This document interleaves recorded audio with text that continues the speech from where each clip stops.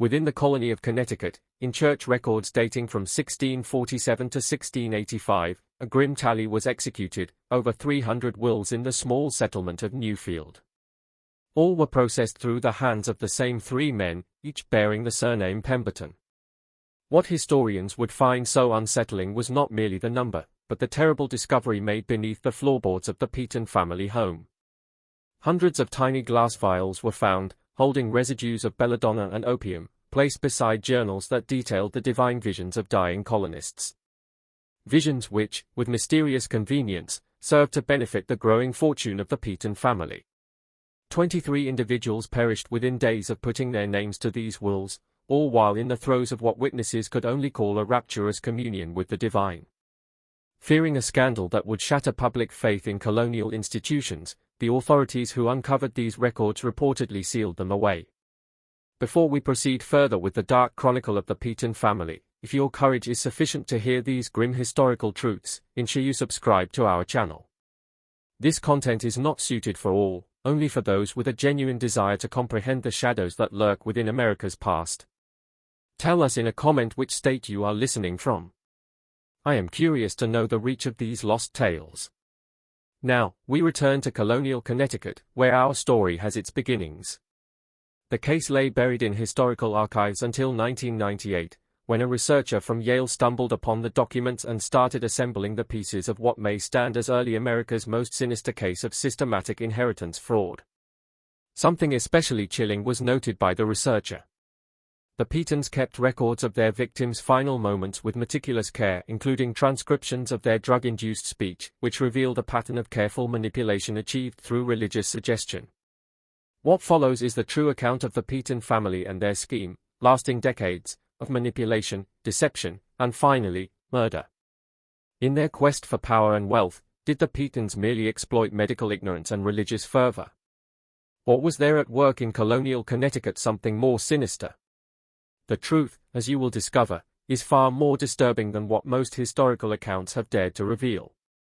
Before we continue with the story of the Pemberton family, if these dark historical narratives are to your liking, make sure to subscribe to our channel and become part of our community of historical mystery enthusiasts.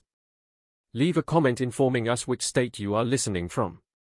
I am curious how far these forgotten stories are traveling. Now, let us return to colonial Connecticut where our story gets its start. The year was 1647, and the settlement of Newfield was still in the process of finding its identity among the expanding townships of Connecticut colony. It was founded, like many New England communities, by those in pursuit of religious liberty, strict Puritans who had broken away from more established settlements, believing them to have grown too lax in their devotion. Fewer than 60 families made up the small township, nestled between rocky hillsides and dense forests, most living in simple wooden homes arranged around a central meeting house that functioned as both governmental center and church. Winter in colonial Connecticut was invariably brutal, and the winter of 1647 proved to be especially merciless. Illness spread with speed through the closely quartered settlement, and food stores ran low. It was at this time of desperation that three brothers arrived in Newfield, having made their journey from Massachusetts Bay Colony. The Pemberton brothers, Odia, Jeremiah, and Cornelius, arrived bearing letters of introduction and recommendation that at once established them as men of significant standing. These letters would later be revealed by investigation to be expertly forged, bearing the signatures of prominent Boston ministers and officials, whose handwriting would have been unknown to the isolated community of Newfield. The Pembertons had prepared these documents over many months, studying the sealed designs and writing styles of various colonial authorities. This degree of premeditation suggested their arrival in Newfield was not by chance, but the result of careful selection. They had identified the community as an ideal target, isolated, struggling with hardship and illness, and desperate for educated leadership. Obadiah Pemberton, the eldest at 34, presented himself as a physician trained in London's latest medical practices. With his carefully trimmed beard, solemn demeanor, and the black leather case of medical instruments he carried, he rapidly became indispensable to the suffering community. In those early days of colonial medicine, a physician claiming formal training was exceedingly rare, and the settlers of Newfield considered his arrival to be nothing less than providential. Jeremiah Pemberton, the middle brother aged 32, was a minister who had, he claimed, studied at Cambridge before journeying to the New World. Tall and gaunt, with penetrating eyes that seemed to look through a person rather than at them, Reverend Puritan spoke with a quiet authority on matters of salvation and scripture. His sermons, delivered in a mesmerizing cadence that could last for hours without any loss of intensity, drew praise from even Newfield's most devoted Puritans. The youngest brother, Cornelius Puritan, aged 29, presented himself as a man with legal training, versed in the intricacies of colonial law and record-keeping. Unlike his more austere brothers, Cornelius cultivated an air of worldly sophistication. His clothing, while still conforming to Puritan modesty, was of a finer quality, and he carried himself with the confidence of a man used to authority. Within months of their arrival, the town council saw him appointed as magistrate, responsible for witnessing and recording the settlement's legal matters. The three brothers took residence in a house left vacant after the Wilton family had succumbed to fever the previous winter. The two-story wooden structure, standing slightly apart from the other dwellings, was one of the settlement's larger homes, featuring a stone foundation and multiple rooms, a rarity in a time when most families lived in single-room dwellings. The brothers quickly began expanding it, adding a small apothecary room for Obadiah's medicines, a separate study for Cornelius's legal work, and a private prayer chamber for Jeremiah's spiritual contemplations. What made the Pembertons unusual for their time was that none had brought wives or children with them. When questioned, they would offer a practiced psalmody, explaining they had dedicated their lives to service rather than family. "Our calling is to tend to God's flock," Jeremiah would say, "not to raise our own." This abnormal arrangement provoked little suspicion in a community where dedication to community service and piety were considered the highest virtues.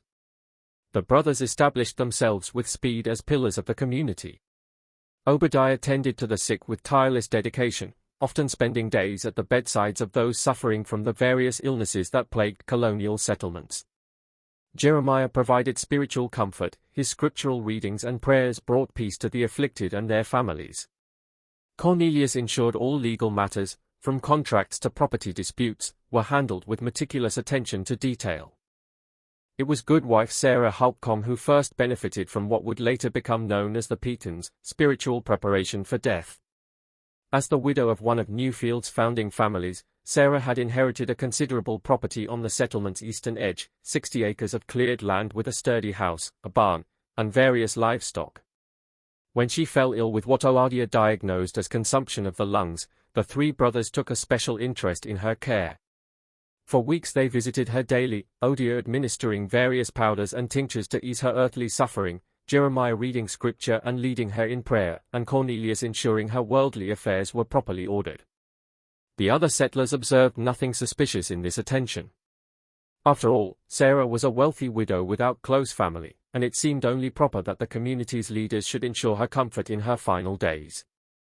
What the community did not witness were the private sessions that occurred after others had left. According to the journal later discovered in the Puritan home, Sarah Holcomb was the first recipient of what Obadiah termed the Elixir of Divine Sight, a brownish liquid administered in carefully increasing doses that sent her into states of delirium which the brothers described to others as spiritual rapture. The journal contains disturbing details about their methodology. The widow requires 15 drops initially, Obadiah wrote, her constitution being weakened by grief and age. Jeremiah shall introduce the concept of divine guidance regarding her property. On the second day, after the medicine has taken root in her mind, Cornelius shall have documents prepared in advance with sufficient blank spaces to accommodate whatever specifics may emerge from her visions. Another entry, 3 days later, reads, "The widow responds most favorably to mentions of her deceased husband." When the elixir takes effect, Jeremiah need only suggest that her husband awaits her in heaven and wishes to communicate his desires regarding the earthly goods they once shared. She becomes most pliable when shown the family Bible during these episodes. During these episodes, carefully orchestrated by the three brothers, Sarah would speak in disjointed phrases about visions of heaven and divine instruction. Cornelius, always present with quill and paper, would record these utterances, later presenting them as Sarah's divinely inspired final wishes. Among these wishes was the bequest of her entire property to the Puritan brothers, who would use it, for the glory of God and the benefit of his servants in Newfield. When Sarah Holcomb died on December 14, 1647, her funeral was attended by the entire settlement. Jeremiah delivered a eulogy that was deeply moving, speaking eloquently of Sarah's spiritual wisdom and generosity. Cornelius read aloud the will he had prepared, explaining to the assembled mourners that Sarah had been blessed with divine visions in her final days, during which she had received clear instruction on the disposition of her earthly goods. In a community where divine revelation was not only believed possible but expected among the truly faithful, no one questioned the unusual circumstances of Sarah's will. Instead, many saw it as confirmation of the Pembertons' special relationship with God. For to whom else would a dying woman entrust a divine mission? With the acquisition of the Halcombe property, the Pembertons began to establish what they carefully presented as a ministry of preparation, a special service for those facing death. As news of Sarah's peaceful passing and spiritual vision spread, other families began to request the brothers' presence when loved ones fell ill. Each time, the pattern would repeat itself. Obadiah would diagnose the ailment and administer his medicines, Jeremiah would provide spiritual counsel, and Cornelius would ensure legal matters were addressed. And each time, as death approached, the brothers would administer their secret elixir, record the resulting divine visions, and emerge with documentation of the dying person's wish to contribute to the Pembertons' increasingly prosperous ministry. By the spring of 1650, the Pembertons had acquired 4 additional properties and established themselves as Newfield's wealthiest family. They hired laborers to work the lands they had acquired, built a larger home for themselves near the meeting house, and began to exert increasing influence over the settlement's governance. Their growing wealth raised few eyebrows. After all, they continued their dedicated service to the community, lived modestly despite their means, and spoke often of their plans to build a proper church and school with their resources. The Pemberton were careful to cultivate a reputation for generosity and piety. They donated a portion of their harvests to families in need, established a small charity to provide medicines to the poor, and funded improvements to the meeting house. These public acts of benevolence served as effective camouflage for their true activities, creating a shield of community goodwill that made questioning their methods unthinkable.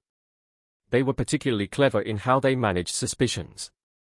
When Goodman William Fletcher, one of the settlement's elders, privately questioned Jeremiah about the unusual number of property transfers benefiting the brothers, Jeremiah responded not with defensive anger, but with sorrowful concern.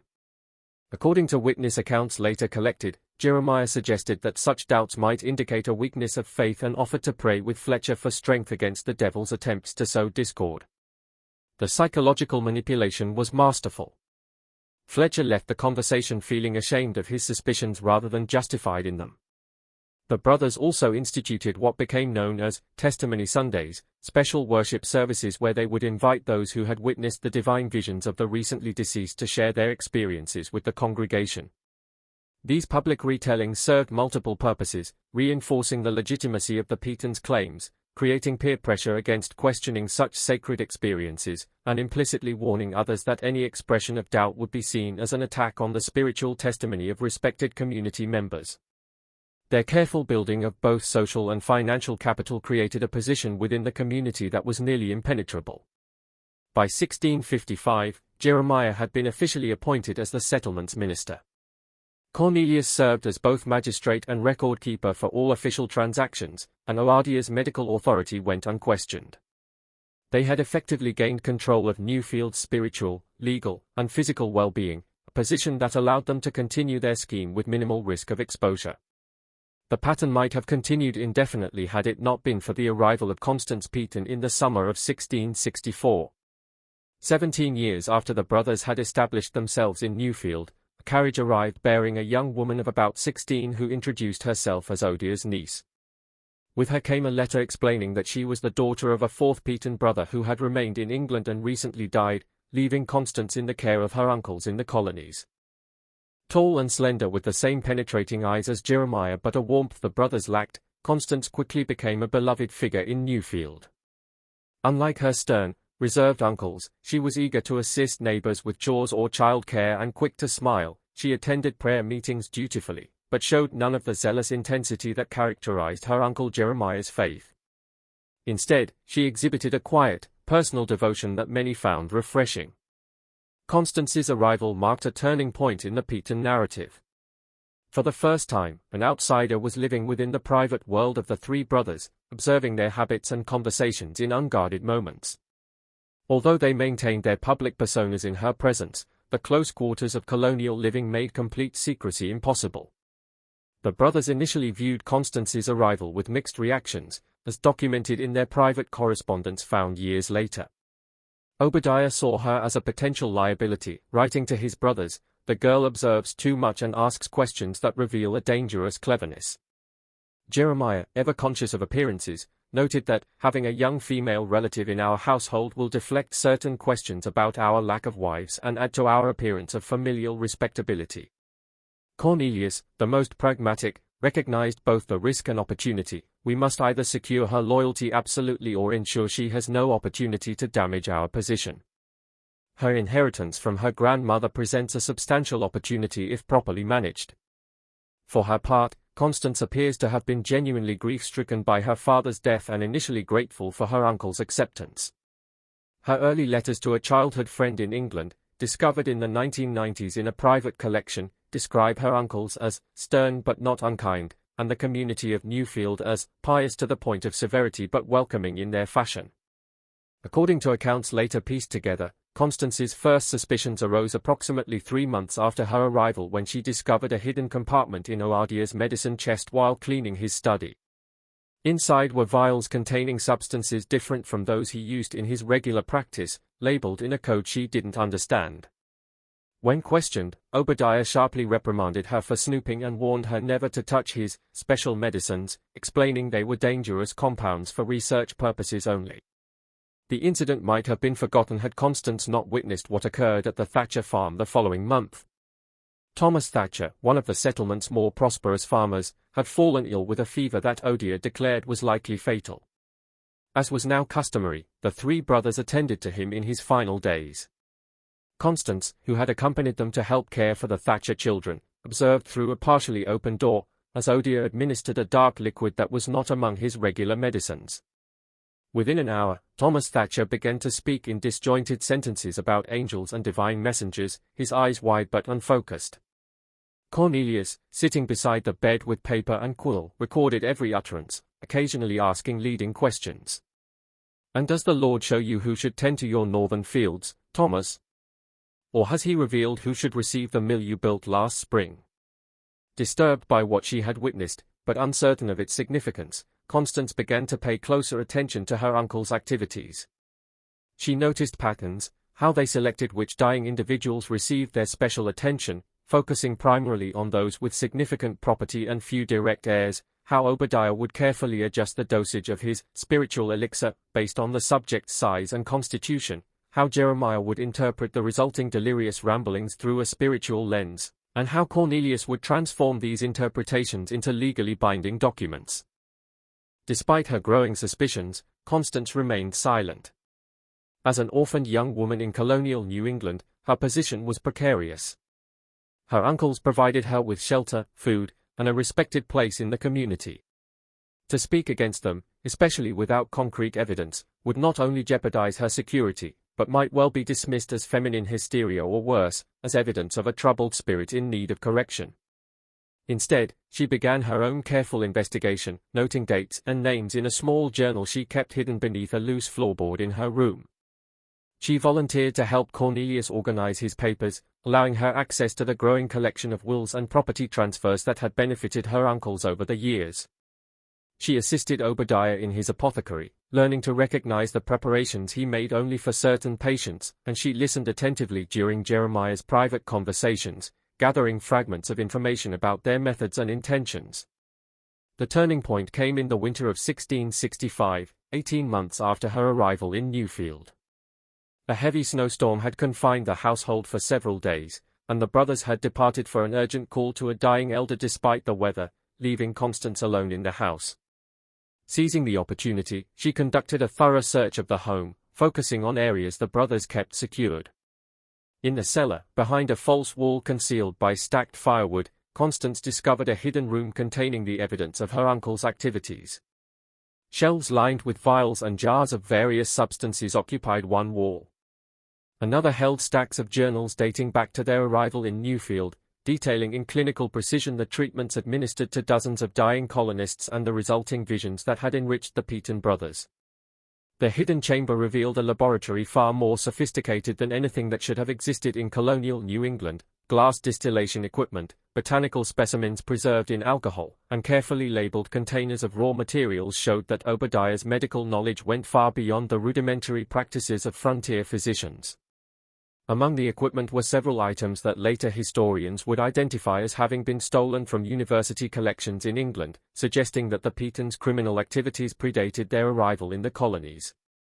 Most disturbing to Constance must have been the cabinet containing personal effects of previous victims: locks of hair, pieces of clothing, personal jewelry, and other small items, each labeled with a name and date.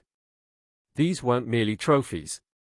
According to Obadiah's notes, they were materials used to create personalized treatments that would resonate with each victim's bodily humors.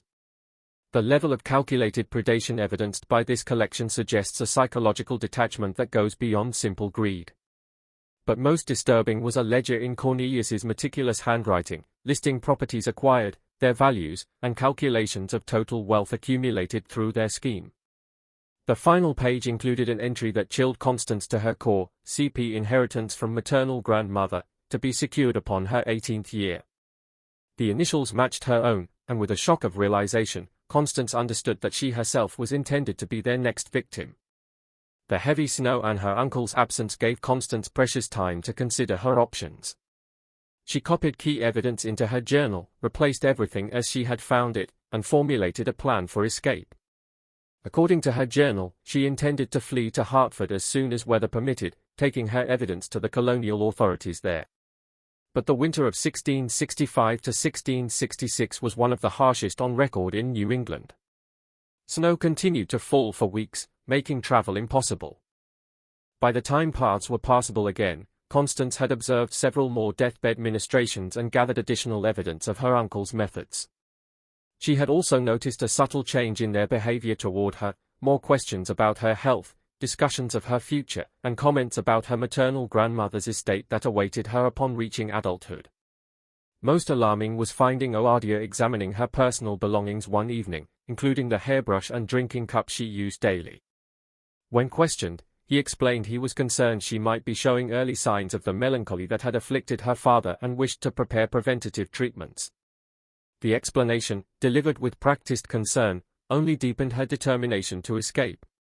According to entries in her journal, Constance planned her departure for April 15, 1666, when a merchant convoy would be passing through Newfield on its way to Hartford. She had carefully gathered her evidence, secured a small amount of money by selling embroidery work, and prepared a bundle of essential belongings. The night before her planned escape, she recorded a final entry: "I fear they suspect. Uncle O prepared a special tea this evening, insisting it would help me sleep. I pretended to drink, but disposed of it when unobserved. If I do not reach Hartford, let whoever finds this journal know that the Pemberton brothers have enriched themselves through wickedness, and that I fear I am their next intended victim." What happened the next day has been pieced together from various accounts. Constance was seen early in the morning near the village center, presumably waiting for the merchant convoy. Jeremiah Pemberton found her there and, according to witnesses, engaged her in earnest conversation before leading her back toward their home. By midday, Obadiah was summoning neighbors to help search for his niece, who he claimed had wandered off in a state of confusion brought on by a fever. Several witnesses later recalled that Constance had appeared perfectly lucid during her brief appearance in the village square. Martha Gower, the blacksmith's wife, reported that Constance had asked her about the expected arrival time of the merchants and had seemed clear of eye and steady of voice. This contradicted O'Day's claim that she had been feverish and confused that morning. John Pratt, a village elder who encountered Constance with Jeremiah, later stated that while she had seemed troubled in spirit, there was no indication of physical illness. He remembered with particular clarity that when he asked if she was well, Jeremiah had quickly answered for her, stating that the girl suffers from womanly humors that affect her reason. The brothers organized the search parties with strategic effectiveness, directing different groups to search areas far from their property, while Cornelius remained at home to receive news of any sighting. This division ensured that for several critical hours, no one approached the Pemberton home except the brothers themselves. What occurred during this time remains subject to speculation, but entries in Obadiah's medical journal, later recovered, suggest that Constance had been forcibly administered the same elixir used on their other victims, though in a much higher dosage intended to be fatal rather than merely disorienting. The search continued for 3 days before Constance's body was discovered in the woods nearly a mile from the Pemberton home. Obedia pronounced that she had succumbed to the same melancholy that had taken her father, wandering into the wilderness in her delirium, despite his attempts to treat her condition. Jeremiah led the community in a solemn funeral, speaking movingly of the tragedy of a young life cut short and the mysterious ways of divine providence. The matter might have ended there, another tragic death in a time when early mortality was common, had it not been for goodwife Rebecca Wilson, who had been assisting in the Pemberton household with domestic duties. While cleaning Constance's room after the funeral, Rebecca discovered the loose floorboard and the journal hidden beneath it. Unable to read herself, she brought it to her husband, one of the few men in the settlement with some education. Thomas Wilson read enough to be deeply disturbed, and despite the risk to himself, decided to act. Rather than confronting the Pembertons directly, he made a copy of the journal and sent it with a trusted friend traveling to Hartford, addressed to the colonial authorities there. His caution proved wise.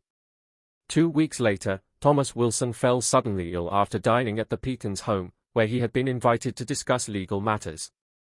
He died within days, experiencing what witnesses described as terrible visions and ravings that Jeremiah solemnly interpreted as evidence of a guilty conscience being judged by God. In Hartford, Constance's journal prompted an investigation conducted with deliberate discretion.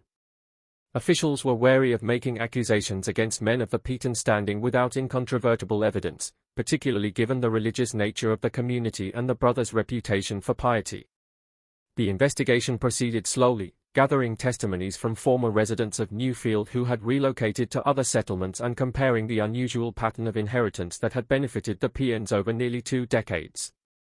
The colonial officials assigned to the case faced numerous obstacles. Many potential witnesses feared spiritual retribution for speaking against men of God. Others worried about legal consequences if their allegations proved false. The brothers' careful cultivation of community support meant that for every person willing to express suspicion, there were 3 ready to defend their character and piety. Adding to the complexity was the nature of the evidence itself. Constance's journal, while compelling, was the testimony of a young woman, a demographic whose accounts were often dismissed as hysteria or female fancy in colonial society. The pattern of inheritance, while suspicious to modern eyes, could be explained away as the natural result of the brothers' spiritual guidance. And the central allegation, that the Pemberton were drugging the dying to manipulate their wills, touched on medical and spiritual matters that few colonial officials felt qualified to evaluate.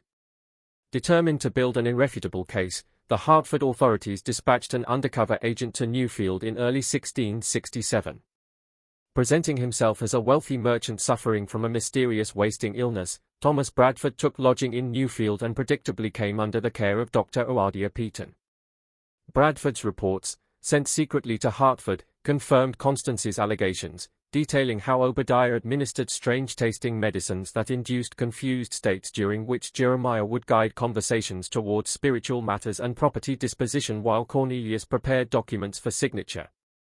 By early 1667, colonial officials had compiled enough evidence to warrant action. A delegation was dispatched to Newfield with orders to arrest the Pemberton brothers and search their property. But upon arriving, they found the settlement in turmoil. A mysterious fire had destroyed the Pemberton home the previous night, reportedly claiming the lives of all 3 brothers as they slept. The timing was suspicious, but with the primary suspects deceased and much of the physical evidence destroyed, the official investigation stalled. The story might have ended there, consigned to colonial records and eventually forgotten, had it not been for what was discovered in the spring of 1668. As the new owner of the Pemberton property began clearing the burned ruins to rebuild, workers uncovered a hidden cellar room that had survived the fire. Inside were hundreds of vials containing dried residues of various compounds, journals dating back to 1647 detailing the brothers' methods and victims, and a collection of personal effects belonging to Constance Pemberton, including strands of her hair and fingernail clippings, apparently collected for use in administering their poisons undetected. Most damning was a final journal entry in Cornelius's hand, dated the day before the fire. The girl's journal has been found. Wilson has betrayed us. Hartford will send men. All must be cleansed by fire, and we must begin anew elsewhere. Providence has delivered us this far and will not abandon us now. The discovery sent shockwaves through the community and prompted a colony-wide search for the brothers, now suspected of having staged their own deaths. Records from that period show increased vigilance at ports and along colonial roads, with descriptions of the Pembertons circulated throughout New England. But despite these efforts, no confirmed sighting of the brothers was ever recorded. The true fate of the Pemberton brothers remains one of colonial America's unsolved mysteries.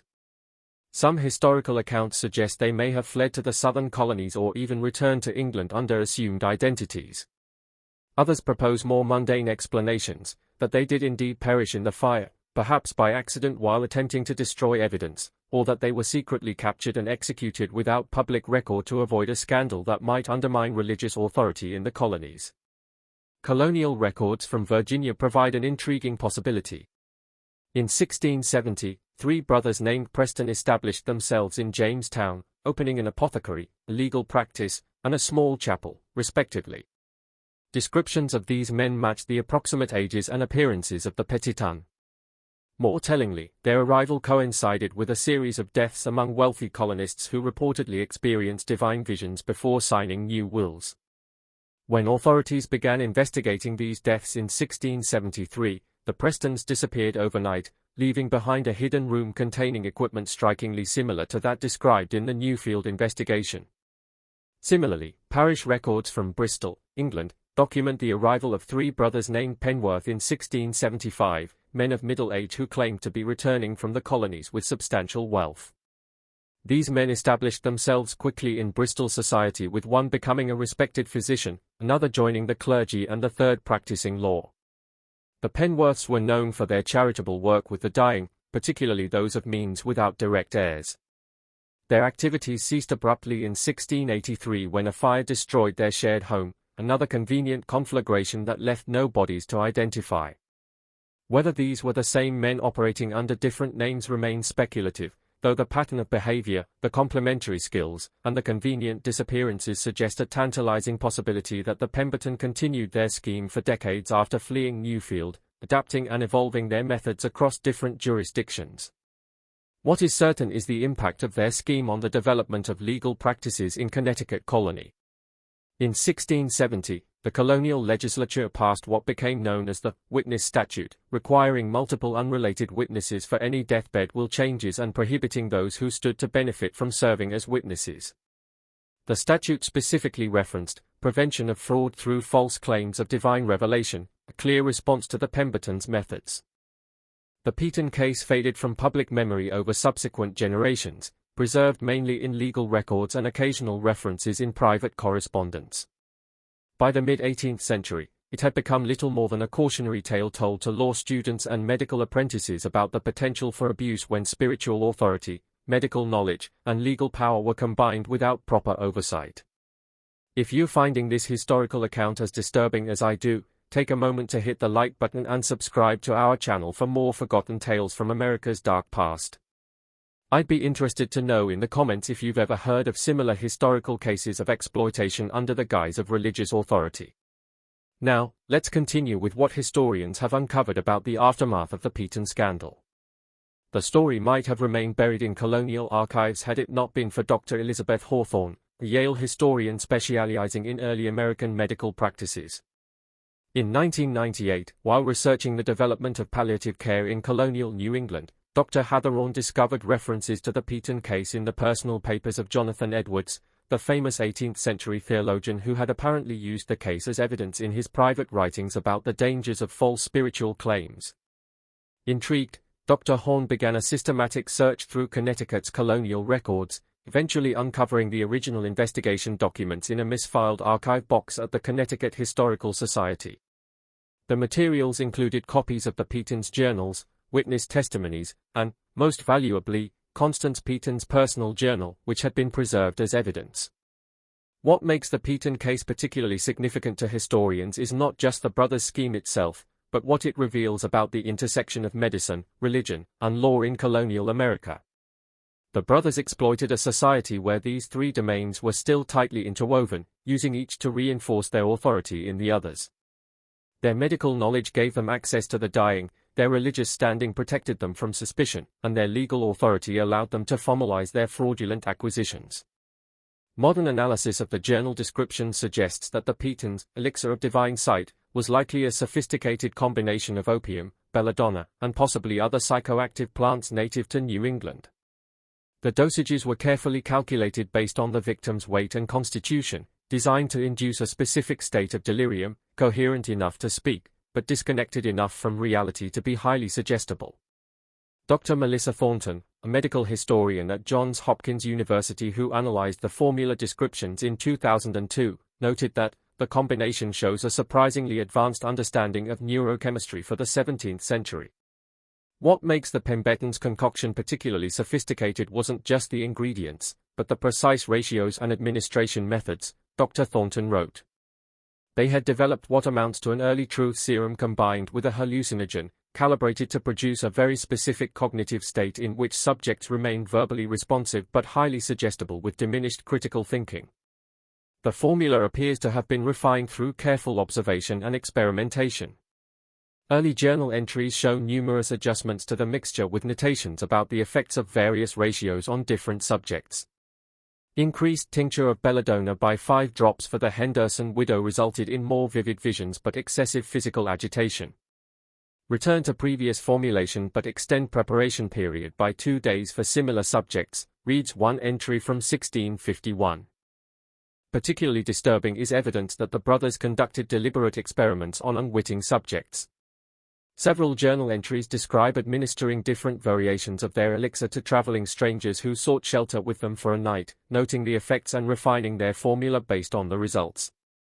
These unfortunate travelers, whose names were never recorded, appear to have been selected specifically because their temporary presence in the community meant their odd behavior would not attract sustained attention, and their subsequent departure or disappearance would raise no alarms. The journals reveal a chilling level of calculation in the brothers' methods. They would study each victim's speech patterns, religious beliefs, and property holdings before administering their elixir. During the induced delirium, they would ask leading questions incorporating these details, making the resulting, divine instructions, seem authentically personal. They would introduce specific religious imagery known to resonate with the individual, creating an experience that witnesses would find convincingly spiritual. Perhaps most disturbing is the evidence that the Pemberton scheme was not their first. References in their earliest journals suggest they had attempted similar methods in Massachusetts Bay Colony but had been forced to relocate after raising suspicions.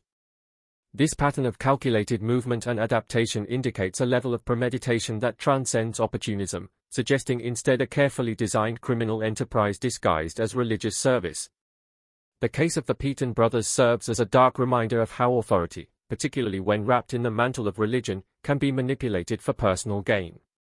In a society where questioning religious experience was itself considered potentially sinful, the brothers created a nearly perfect system of exploitation, targeting the most vulnerable members of society at their most vulnerable moments. The historical record goes silent on the Pembertons after 1668, but local legends in various New England communities suggest the brothers may have continued their practices under different identities. A similar case was recorded in Rhode Island in 1682 involving 3 brothers named Preston who attended to the dying with remarkably similar methods. By 1690, reports emerged from Philadelphia of spiritual physicians who helped the wealthy achieve divine visions in their final hours, often resulting in unexpected changes to their wills. Whether these were the Pembertons operating under new identities or merely copycat schemes inspired by rumors of their success remains unknown. What is clear is that their methods created a template that others could follow, exploiting the same vulnerabilities in colonial society. The most poignant aspect of the Pemberton case remains the fate of Constance. Historical records confirm that she did indeed stand to inherit a substantial estate from her maternal grandmother upon reaching 18, property in England worth far more than all the Pembertons had accumulated through their years of fraud. The brothers' plan, detailed in their private journals, was to begin administering small, undetectable doses of their compounds to Constance months before her 18th birthday, gradually increasing the amount until she experienced a spiritual revelation, directing her to sign over her inheritance to them, followed by a fatal overdose that would appear as natural illness. Constance's discovery of their scheme and her attempted escape represents one of history's might-have-beens. Had she reached Hartford with her evidence, the Pemberton might have been stopped years earlier, saving numerous victims from their predation. Instead, her death became yet another in the brothers' long list of crimes, distinguished only by the fact that it ultimately led to their exposure. In the centuries since, the Pemberton case has been referenced in legal scholarship as one of the earliest documented instances of systematic inheritance fraud in American history. It has been studied by medical historians for its early example of pharmaceutical manipulation for criminal purposes. And for religious scholars, it stands as a cautionary tale about the dangers of unquestioning faith in spiritual authority. The site where the Pemberton home once stood remains undeveloped to this day, part of a protected historical area in what is now the town of Newfield, Connecticut. Local residents still speak of strange dreams afflicting those who spend too long near the foundation stones that are all that remain of the original structure. Whether these stories represent the psychological impact of knowing the site's history or something more mysterious remains, like much about the Pemberton case, a matter of personal interpretation. What we do know with certainty is that between 1647 and 1667, three brothers systematically exploited the faith, fear, and vulnerability of a colonial community, amassing wealth and power through a carefully orchestrated fraud that claimed dozens of victims. Their methods combined scientific knowledge, religious manipulation, and legal maneuvering in ways that were centuries ahead of their time in terms of criminal sophistication. As you listen to this account, you might wonder how such a scheme could succeed for so long without detection. The answer lies in the perfect storm of conditions the Pembertons exploited, a society where questioning religious experience was itself suspicious, where medical knowledge was limited and largely unregulated, where legal documentation was rudimentary and concentrated in few hands, and where community trust was essential for survival, making people reluctant to voice suspicions about respected figures. In many ways, the story of the Pemberton brothers serves as